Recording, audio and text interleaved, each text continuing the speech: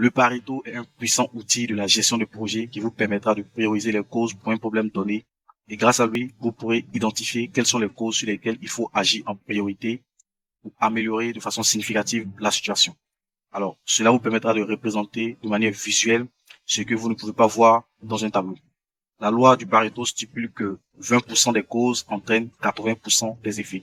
En d'autres termes, si nous voulons reformuler, cela signifie que 20% de nos efforts engendrent 80% de nos résultats. Alors, pour construire un Pareto, c'est simple. Dans cet exemple, nous avons ici les causes fréquentes des pannes des moteurs et nous avons le nombre d'apparitions de ces pannes-là qui ont été relevées chez les clients.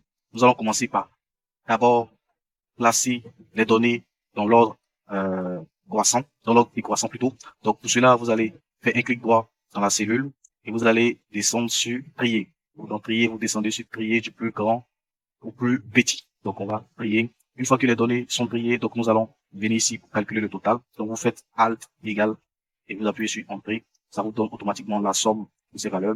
Maintenant, nous allons calculer le cumul. Donc on va voir le cumul. Donc je fais égal, je récupère cette valeur.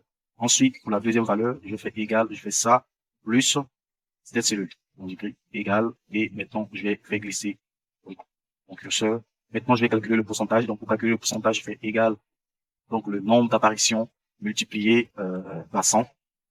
Donc multiplié par 100, divisé par le total, et vous appuyez sur F4 pour borner le total.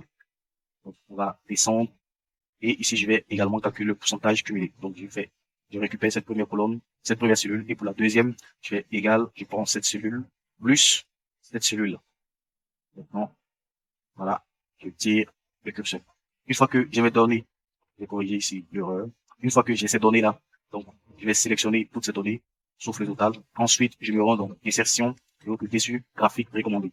Alors, je vois certaines personnes qui, une fois, les données classées viennent sur ce Pareto, mais là, vous n'avez pas un vrai Pareto. Pour avoir le vrai Pareto, donc vous allez venir ici, donc sur ce histogramme-là, vous cliquez sur cet histogramme et vous cliquez sur OK. Donc, on a le histogramme qui s'affiche. Maintenant, ce qu'on va faire, donc, c'est de faire un clic droit, sélectionner les données, et ici, vous allez décocher cumul et pourcentage. Vous allez cliquer sur OK.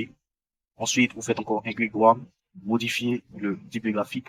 Vous allez descendre dans graphique combiné. Donc, une fois dans le graphique combiné, vous allez cliquer sur le second axe. Donc ici, vous allez cocher cette case-là. Vous cliquez sur OK. Et là, vous avez votre Pareto qui est représenté de manière pro. Maintenant, vous allez cliquer sur cette groupe. Vous allez ici ajouter une étiquette de données.